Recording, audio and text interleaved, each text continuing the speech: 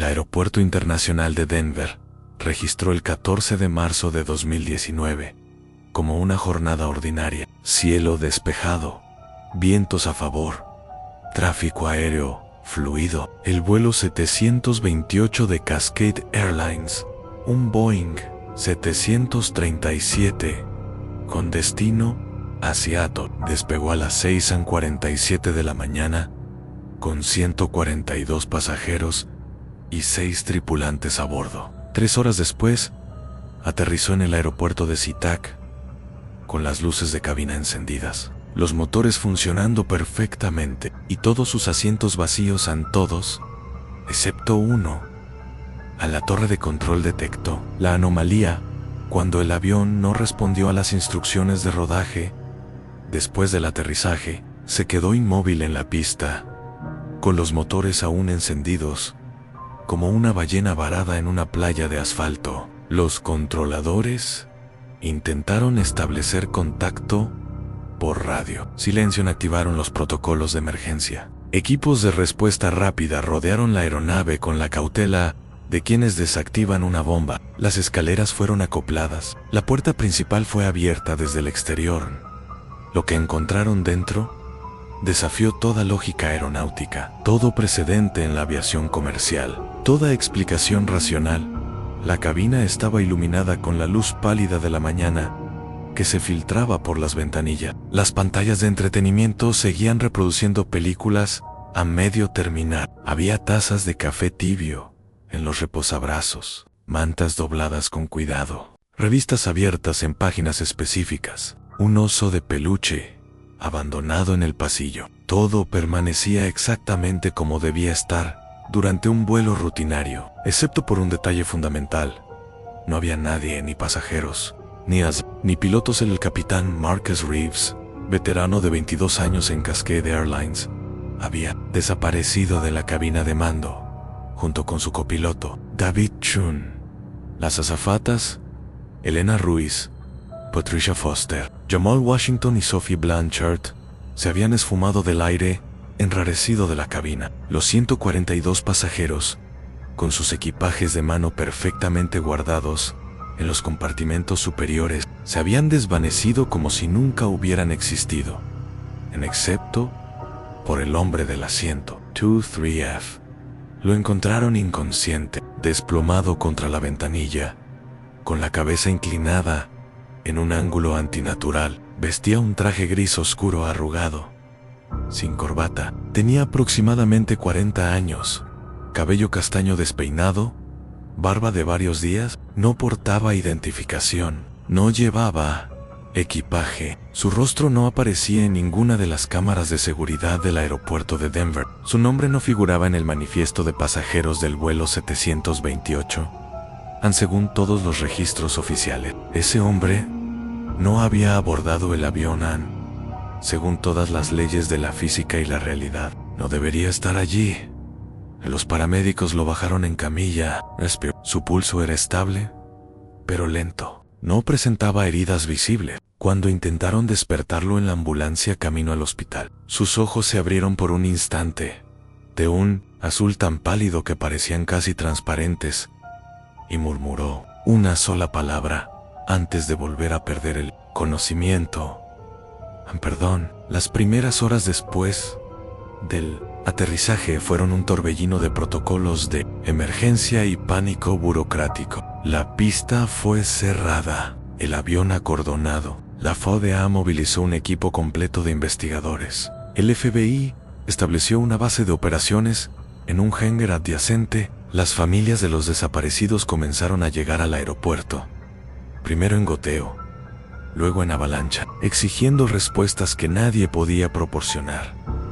¿Cómo desaparecen 147 personas de un avión en pleno vuelo? La investigación preliminar descartó rápidamente las explicaciones obvias. No hubo secuestro, ningún grupo terrorista se atribuyó el evento, y no había señales de forcejeo o violencia. No hubo despresurización catastrófica. Los sistemas de la aeronave funcionaban perfectamente. No hubo desviación de ruta.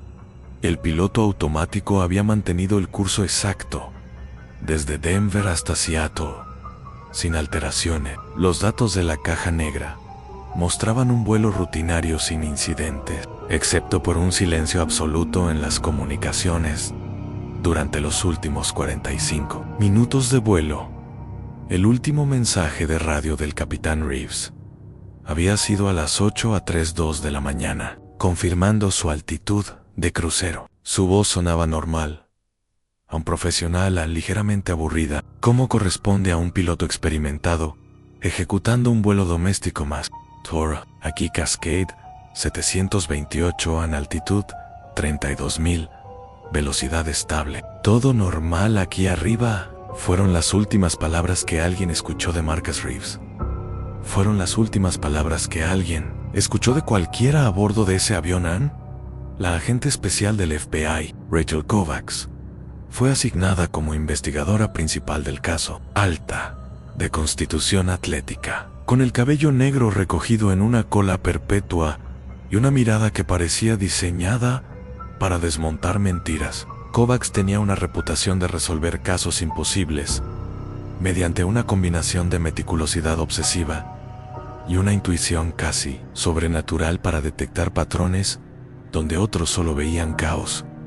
Este caso, sin embargo, desafiaba incluso su legendaria capacidad analítica. No desaparecen así 147 personas, le dijo a su compañero, el agente Tom Brenner, mientras examinaban el interior del avión vacío esa primera noche. Sus linternas barrían los asientos desiertos como faros, buscando náufragos. Tiene que haber algo, una inconsistencia, algo. Brenner, un veterano cercano a la jubilación, con la paciencia de quien ha visto demasiado, señaló hacia la fila 23, excepto por ese tipo.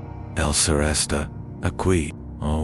Kovacs se acercó a la 123F y se arrodilló en el pasillo, estudiando el espacio como si fuera una escena de crimen. Y en cierto modo, lo era, aunque no había cuerpos, aunque no había sangre, aunque no había evidencia de violencia. La ausencia misma era una forma de asesinato. Un borrado masivo de existencias humanas. Encontró algo debajo del asiento, un objeto pequeño, metálico, frío al tacto. Lo levantó con cuidado usando guantes de látex. Era un reloj de bolsillo antiguo, plata oxidada, con la tapa grabada con un patrón de engranajes entrelazados. Lo abrió. En la carátula blanca mostraba números romanos. Las manecillas estaban detenidas exactamente a las 9:17. En la parte interior de la tapa había una inscripción casi borrada por el tiempo: para que nunca olvides cuando todo cambió. No había firma, no había fecha en Kovacs. Guardó el reloj en una bolsa de evidencia y continuó su inspección. Las siguientes horas revelaron más preguntas que respuestas. Los teléfonos móviles de los pasajeros habían desaparecido con ellos. Las maletas documentadas en la bodega estaban intactas, pero vacías de cualquier identificación útil. Los sistemas de entretenimiento mostraban que varios pasajeros habían estado viendo películas específicas. 3 personas veían una comedia romántica, 5 veían un thriller de espías, 2 veían un documental sobre la exploración espacial. Una pasajera, según el historial de su pantalla, había estado viendo un episodio de un programa de crímenes reales sobre desapariciones inexplicables. La ironía no pasó desapercibida. En la cabina de mando, los investigadores encontraron todo en perfecto orden. Los manuales de vuelo estaban en su lugar, los checklists completados, el café del capitán Reeves, todavía tibio, en su portavasos, con el logotipo de Cascade Airlines. Había una fotografía pegada en el panel de instrumentos en Reeves, con su esposa y 2 hijos adolescentes, sonriendo en una playa de Hawái. La fotografía parecía observar a los investigadores con una acusación silenciosa. ¿Dónde está mi padre? ¿Dónde está mi esposo? El copiloto David Chun, de 32 años, era conocido por llevar un diario de vuelo personal, donde anotaba reflexiones sobre cada viaje. El diario no estaba en la cabina. había desaparecido con Elan.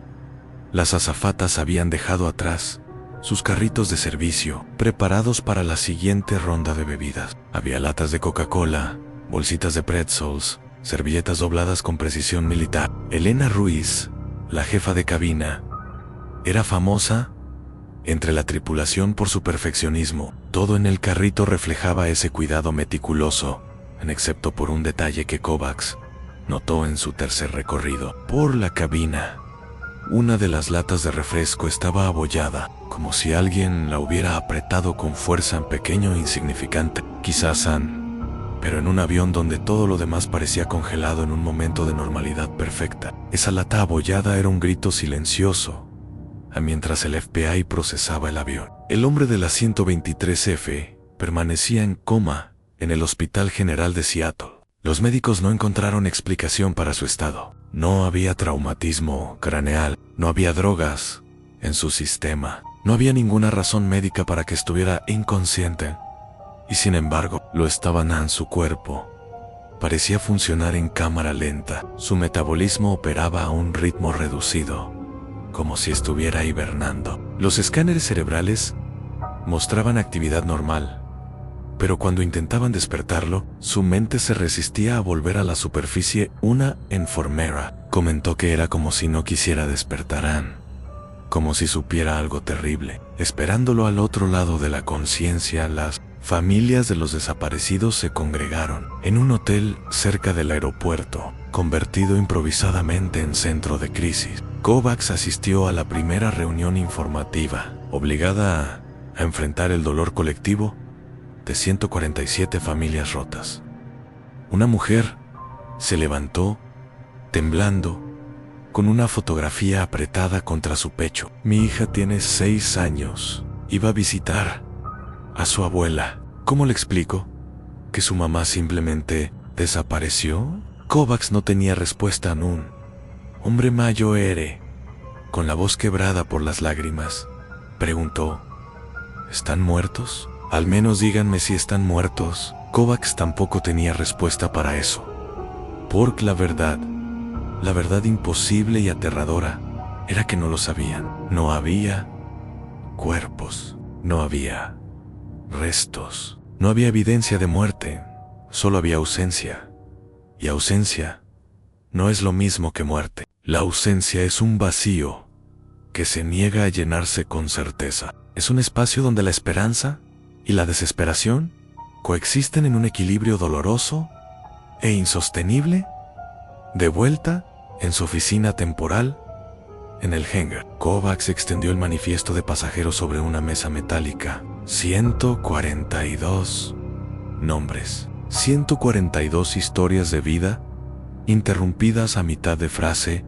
Ann Serachun, ejecutiva de marketing, 38 años, casada, sin hijos, volaba a Seattle para una presentación importante. Ann Robert y Margaret Hollis, jubilados de 72 y 69 años, regresaban de visitar a su nieto, recién nacido en Denver. Elijah Torres, estudiante universitario de 22 años, iba a una entrevista de trabajo. Ann Amanda Price, enfermera de urgencias, 45 años, volvía a casa después de una conferencia médica. Cada nombre era un universo de relaciones, esperanzas, rutinas, sueños. Cada nombre representaba docenas de otras personas cuyas vidas habían sido destrozadas por la incomprensible desaparición.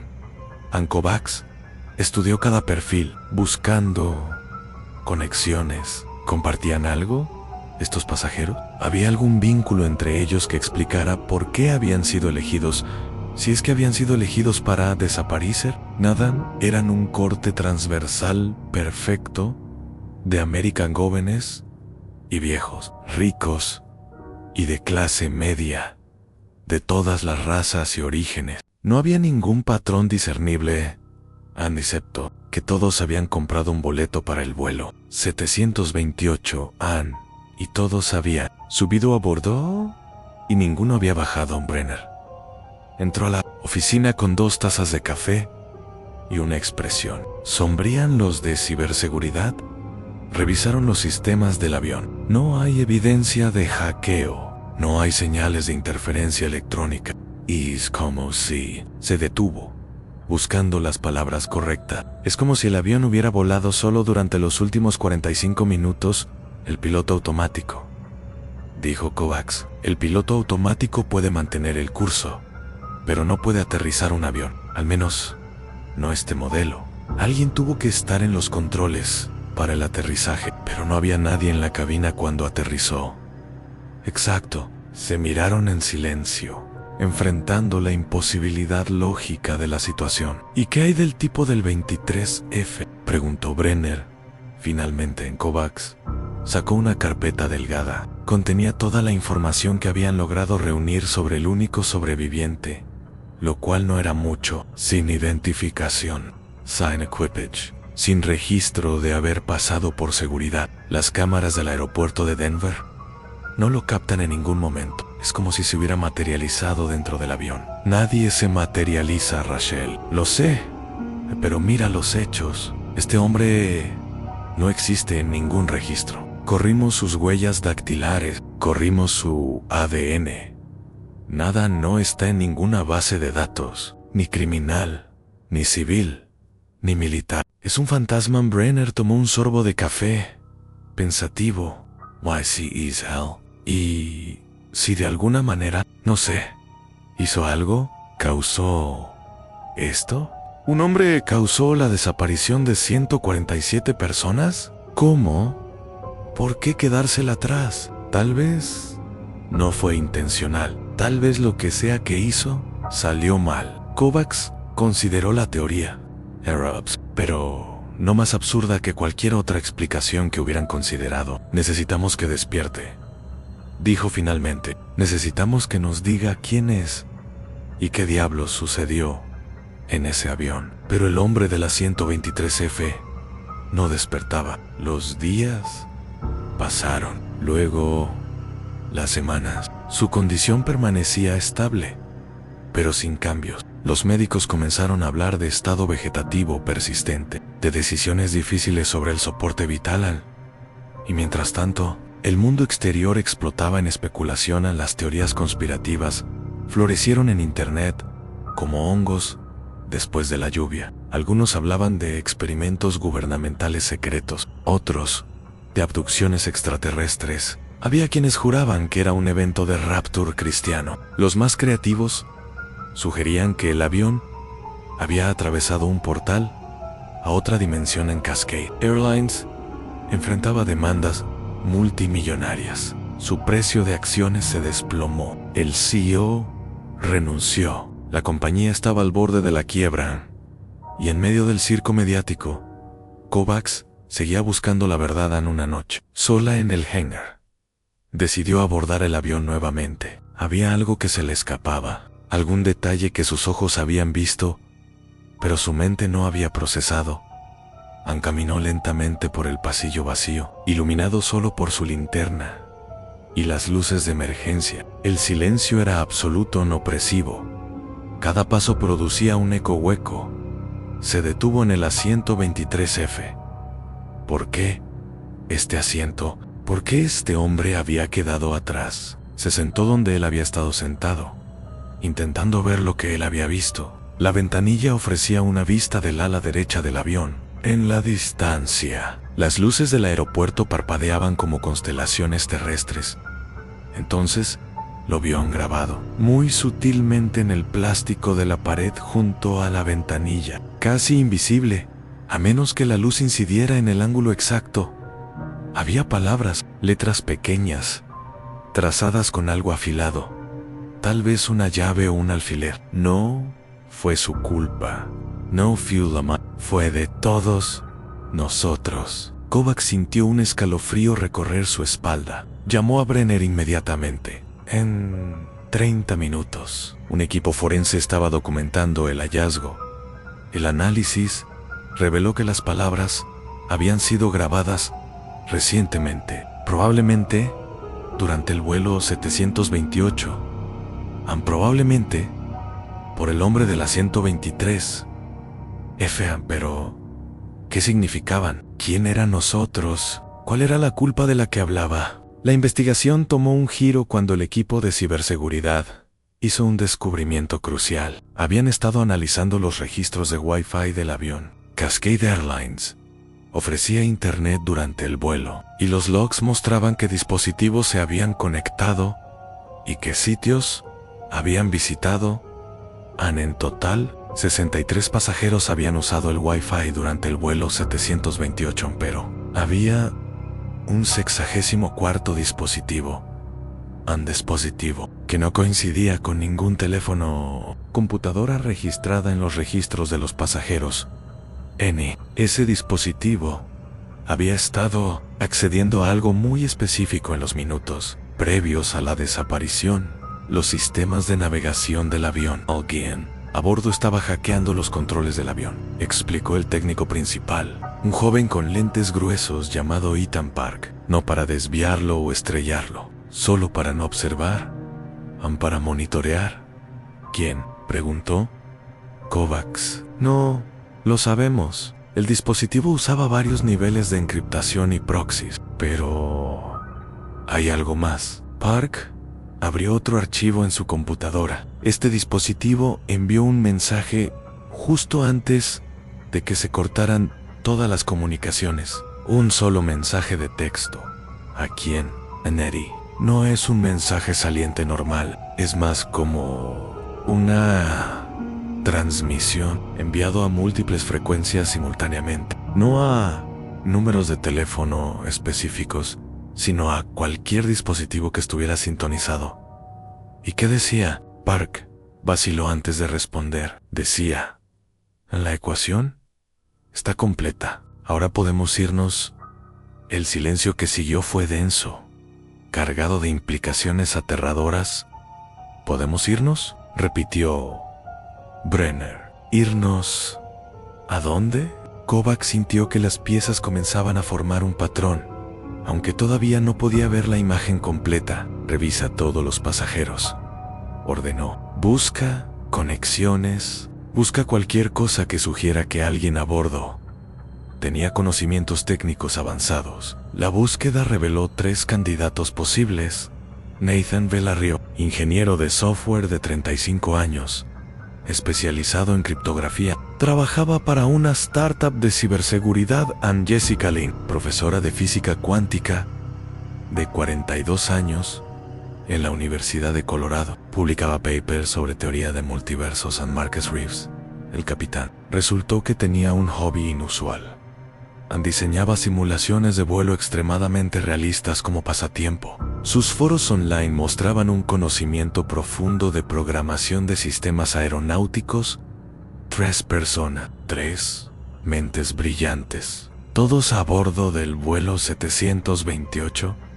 ¿Coincidencia? Kovacs comenzó a investigar las vidas de estos 3 pasajeros con intensidad microscópica, y lentamente, gradualmente, comenzó a emerger una conexión. 18 meses antes de la desaparición, los 3 habían participado en un foro online privado dedicado a experimentos de conciencia colectiva. El foro era oscuro, casi cultico en su retórica. Hablaban de trascendencia, de liberación de la prisión material, de alcanzar un estado superior de existencia. No eran los únicos miembros. Cuando Kovacs cruzó la lista completa de usuarios del foro con el manifiesto del vuelo 728, sintió que el suelo se movía bajo sus pies. 27 pasajeros del vuelo habían sido miembros activos de ese foro. 27 personas que compartían una creencia: que la realidad física era una ilusión, que la conciencia humana podía liberarse del cuerpo, que con el ritual correcto, el conocimiento correcto, la voluntad colectiva suficiente, podían simplemente desaparecer. No, dijo Brenner cuando Kovacs le mostró el descubrimiento. No, la gente no puede desaparecer porque cree que puede. Eso no es ciencia, eso es locura. ¿Y cómo explicas lo que sucedió? No lo sé, pero tiene que haber una explicación racional. Tecnología que no entendemos, algún tipo de arma, algo. Pero mientras más profundizaba Kovacs en el foro, más se convencía de que había tropezado con algo que desafiaba las categorías convencionales de explicación en el foro. Hablaba de una ecuación de desacoplamiento, una fórmula matemática compleja que supuestamente permitía que la conciencia se separara de la realidad física. No era solo misticismo o New Age. Los posts incluían ecuaciones reales de mecánica cuántica, referencias a experimentos de física teórica, discusiones técnicas sobre la naturaleza de la conciencia y la realidad. Y había un plan enterrado en los archivos del foro. Kovacs encontró un documento titulado Protocolo G, Éxodo Colectivo. El plan era simple en teoría, imposiblemente complejo en ejecución. Reunir un número suficiente de participantes en un espacio confinado. Todos debían estar en un estado de conciencia elevada, preparados mental y emocionalmente. Uno de ellos, el anclaje, activaría la ecuación en el momento preciso. En sí, todo salía bien. Sus conciencias se liberarían de la realidad física, trascendiendo a algo más, otra dimensión, otro plano de existencia. El documento era deliberadamente vago sobre el destino final. Y si algo salía mal, el anclaje quedaría atrás.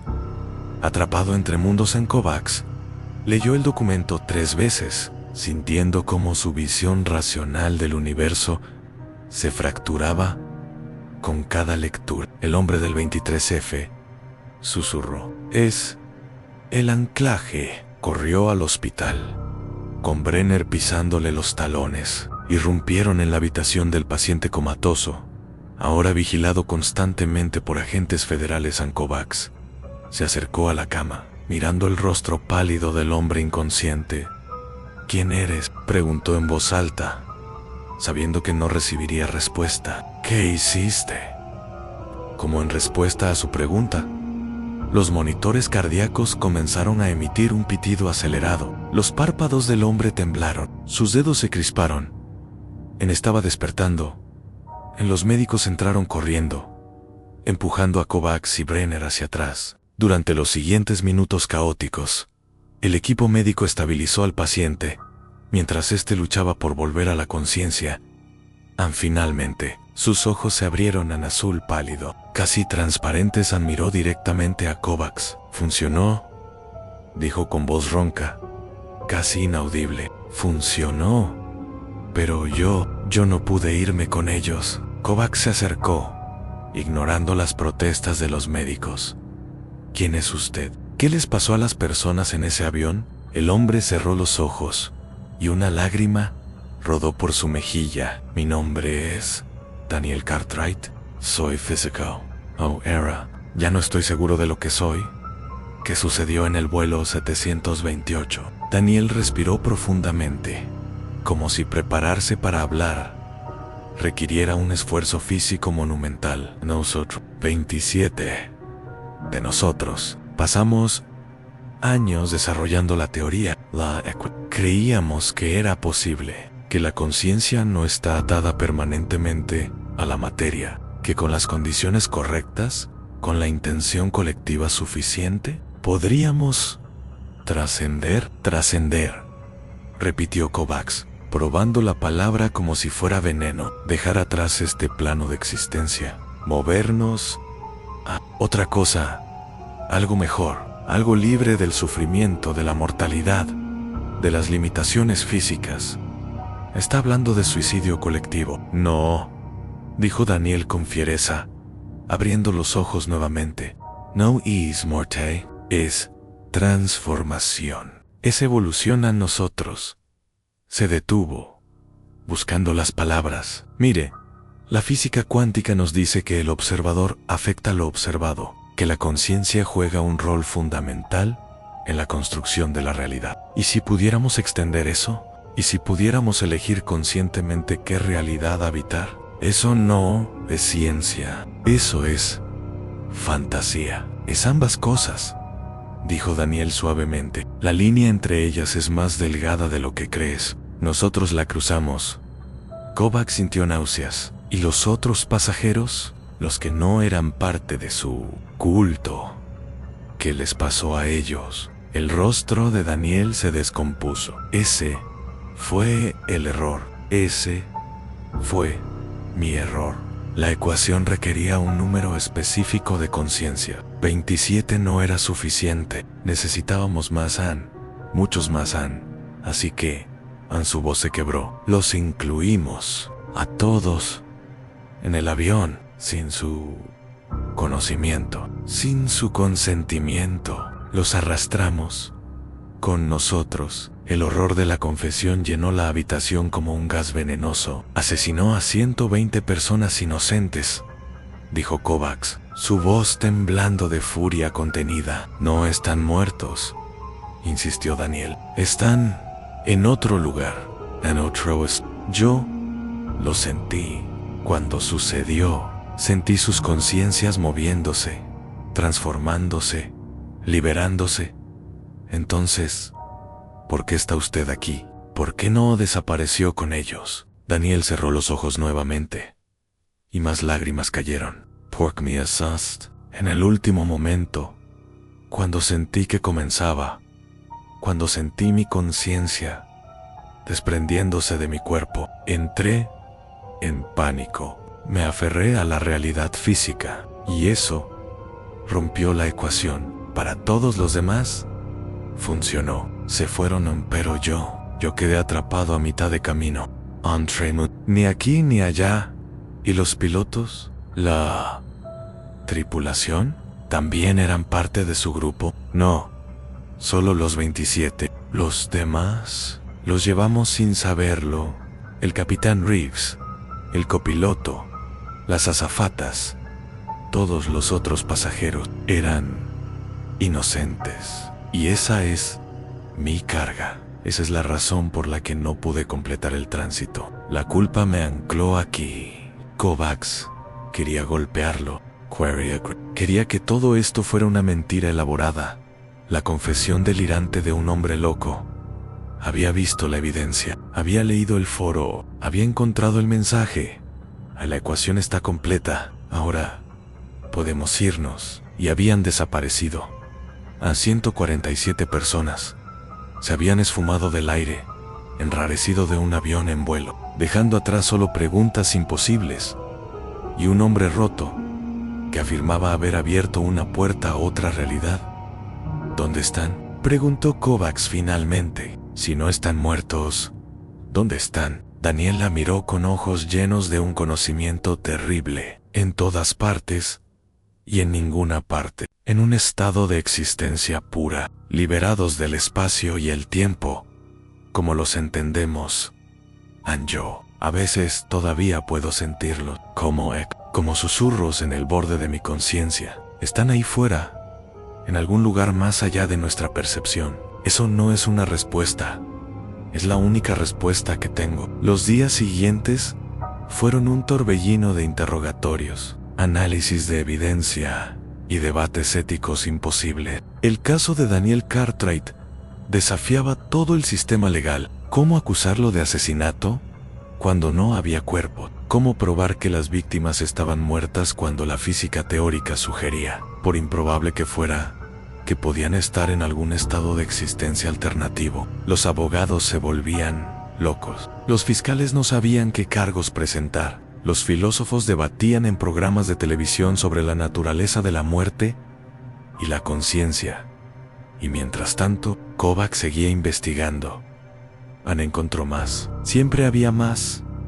Descubrió que los 27 miembros del grupo habían estado preparándose para este momento durante años. Habían practicado técnicas de meditación extremas. Habían estudiado casos históricos de desapariciones inexplicables. Habían refinado su ecuación a través de simulaciones matemáticas complejas. Habían planeado meticulosamente cada detalle, excepto uno: a la posibilidad de que su anclaje fallara. Kovacs entrevistó a las familias de los 27. Muchos reportaban que sus seres queridos habían cambiado en los meses previos al vuelo. Se habían vuelto distantes, contemplativos, como si ya estuvieran mirando hacia otro mundo. Una esposa dijo: era como si ya se estuviera despidiendo, aunque nunca lo dijo explícitamente. Un padre comentó: a mi hijo me dijo que pronto entendería. Que pronto. todos entenderíamos. No supe qué quiso decir hasta que desapareció. Pero las otras 120 víctimas, los pasajeros inocentes arrastrados, sin su consentimiento a este experimento, no tenían idea de lo que iba a suceder. Sus familias estaban destrozadas, atrapadas en un limbo de dolor sin cierre. Como lloras a alguien que podría no estar muerto. ¿Cómo sigues adelante cuando no hay tumba que visitar? No hay cuerpo que enterrar. Solo una ausencia que se niega a resolverse. Kovacs visitó a la hija de una de las víctimas inocentes, la niña de 6 años que había preguntado dónde estaba su madre, Han. La niña le mostró un dibujo que había hecho. Mostraba un avión en el cielo, rodeado de estrellas, y flotando alrededor del avión, figuras etéreos, casi transparente. «Mamá está aquí», dijo la niña, señalando una de las figuras. «Ella me habla en mis sueños. Me dice que está bien, que está en un lugar bonito». Kovacs no supo qué responder. Era solo la imaginación de una niña tratando de procesar una pérdida incomprensible. ¿O había algo más? Los meses pasaron. El caso se enfrió. Daniel Cartwright fue finalmente acusado de poner en peligro imprudente la vida de otros, entre otros cargos menores, sin cuerpos, sin evidencia física de muerte. Los fiscales no pudieron probar. Asesinato. Fue sentenciado a 20 años de prisión en un castigo absurdamente inadecuado para alguien que había orquestado la desaparición de 147 personas. Pero era todo lo que el sistema legal podía hacer frente a un crimen que desafiaba las categorías tradicionales de justicia. Kovacs visitó a Daniel una última vez antes de que fuera transferido a prisión. ¿Alguna vez se arrepintió?, preguntó. Daniel miró por la ventana de la sala de entrevistas hacia el cielo despejado. «Cada segundo de cada día», dijo suavemente, «pero no por las razones que piensas. No me arrepiento de intentarlo. Me arrepiento de fallar, de quedarme atrás, de condenarme a vivir, sabiendo que todos los demás lograron lo que yo no pude. Usted los mató, o los liberé. Depende de cómo definas la existencia». Kovacs se levantó para irse. No había nada más que decir, pero en la puerta, Daniel la llamó. «Agente Kovacs». Él se detuvo sin darse vuelta. «Usted preguntó dónde están. Yo le dije que no lo sabía, pero hay algo que no le conté en Kovacs». Se giró lentamente. «A veces», continuó Daniel, «en la noche, cuando estoy entre dormido y despierto, los escucho. No con mis oídos, con algo más profundo. ¿Y sabe qué me dicen? Che, que nos perdonan, que entienden que donde están ahora es mejor que esto». Kovacs salió sin responder, pero sus palabras la persiguieron durante semanas. ¿Y si era verdad? ¿Y si las 147 personas no estaban muertas sino transformadas? ¿Y si habían alcanzado algún estado de existencia más allá de nuestra comprensión? ¿Eso haría que el crimen fuera menos terrible o más? La respuesta, Kovacs finalmente concluyó, dependía de preguntas que la ciencia aún no podía responder y que tal vez nunca respondería. En un año después de la desaparición, Cascade Airlines cerró permanentemente. El vuelo 728 fue el último vuelo que operaron. La aeronave fue desmantelada y vendida como chatarra en el hangar donde había sido analizada. Se convirtió en una especie de santuario. Las familias de los desaparecidos dejaban flores, fotografías, cartas. Un muro entero se llenó de mensajes para los ausentes. «Te extraño. Mamá, espero que estés en paz. Nunca te olvidaré». ¿Por qué? Kovacs visitaba el hangar ocasionalmente, cuando el peso del caso se volvía demasiado pesado. Una tarde de otoño, 2 años después del evento, estaba allí sola, cuando sintió algo extraño, un cambio en la presión del aire. Un zumbido apenas audible, una sensación de presencia. Se dio vuelta rápidamente, pero no había nadie excepto por un instante. tan breve que después no estuvo segura de si lo había imaginado. Vio algo en el aire, como un parpadeo en la realidad, como si el espacio mismo se doblara por un momento, y en ese pliegue vislumbró figuras tan transparentes en etéreas, pero innegablemente allí, a 147 rostros, mirándola, no con acusación, no con dolor, con algo que se parecía a la pasan, y luego desaparecieron, tan rápido como habían aparecido. Ann Kovacs se quedó inmóvil, con el corazón acelerado, tratando de procesar lo que acababa de ver. Oden over. Imaginar que vio nunca le contó a nadie sobre ese momento. ¿Qué podría decir? Que había tenido una visión, una alucinación, un encuentro con los muertos que no estaban realmente muertos, pero guardó la experiencia en un rincón privado de su mente, junto con todas las otras preguntas sin respuesta que el caso había generado. Ann, el reloj de bolsillo que había encontrado debajo del asiento 23.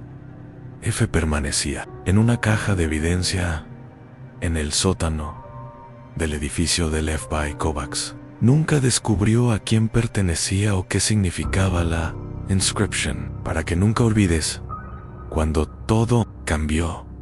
¿Cuándo había cambiado todo? En el momento en que Daniel Cartwright activó su ecuación imposible, o había cambiado mucho antes, cuando 27 personas decidieron que la realidad física era una prisión de la que necesitaban escapar, o tal vez todo había cambiado para Kovacs, que ahora vivía en un mundo donde sabía, o al menos sospechaba, que las fronteras de la existencia eran mucho más permeables de lo que alguna vez había creído. La vida continuó, porque siempre continúa, incluso después de tragedias inexplicables. A las familias aprendieron a vivir con la ausencia. Algunos se aferraron a la esperanza de que sus seres queridos estuvieran vivos en algún lugar. Otros aceptaron su muerte y trataron de seguir adelante. Muchos quedaron atrapados en algún punto intermedio, suspendidos entre el duelo y la negación. Ann Kovacs eventualmente fue promovida. Trabajó en otros casos, resolvió otros crímenes, paró el vuelo 728, nunca la abandonó completamente. Se había convertido en la experta de facto en desapariciones anómalas, un subcampo del FBI que oficialmente no existía, pero que extraoficialmente manejaba casos que desafiaban explicaciones convencionales. Ann, a lo largo de los años, investigó varios eventos similares, nunca a la misma escala que el vuelo 728, pero suficientemente perturbadores. Un submarino militar que apareció vacío en medio del océano, un edificio de apartamentos entero donde todos los residentes desaparecieron durante la noche, un autobús escolar encontrado abandonado en una carretera rural, con las mochilas de los niños todavía en sus asientos.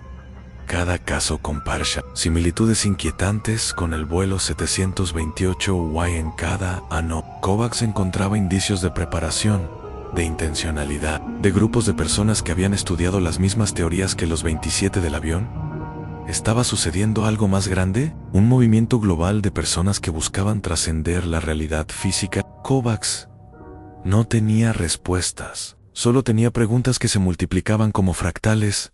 En su último día, antes de retirarse, 20 años después del vuelo 728, Kovacs recibió un paquete anónimo en su oficina. Dentro había una única hoja de papel con una ecuación matemática compleja. No la reconoció, pero la envió a analizar a los físicos que la examinaron.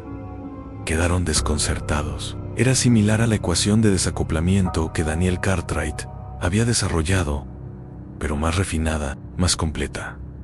Y en la parte inferior de la página, escritas a mano, había 4 palabras: ahora es tu turno. Kovacs quemó el papel esa misma noche. En algunos conocimientos, decidió, no estaban destinados a ser compartidos.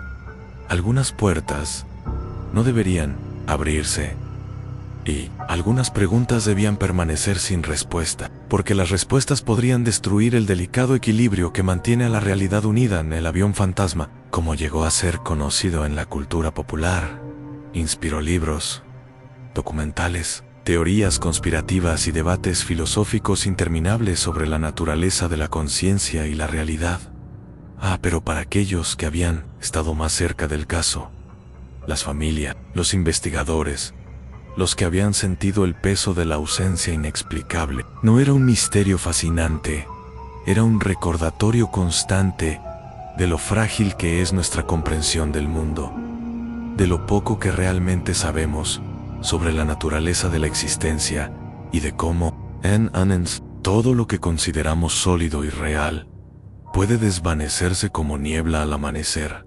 El asiento 23F del vuelo 728 nunca fue ocupado nuevamente porque, después de que el avión fue desmantelado, ese asiento específico fue preservado y colocado en un almacén del FBI, junto con otros artefactos de casos sin resolver. Ocasionalmente, los agentes nuevos preguntaban sobre Elan, y ocasionalmente, los veteranos les contaban la historia del vuelo que aterrizó vacío en la historia del hombre que intentó transformar la conciencia humana y en su lugar creó la desaparición más inexplicable de la historia moderna. A la historia que no tenía final feliz, ni cierre satisfactorio, ni respuestas definitivas. Solo preguntas que se extendían hacia el infinito, como las ondas en un estanque después de que algo invisible rompe la superficie.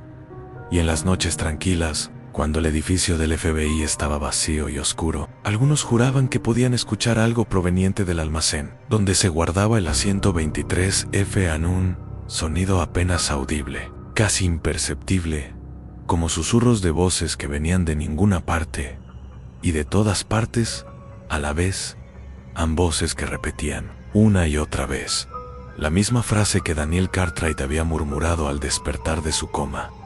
Y tal vez era solo el viento entre las tuberías, o tal vez era el eco de 147 conciencias atrapadas entre mundos, buscando una forma de regresar, o tal vez menos, y esta era la posibilidad más aterradora.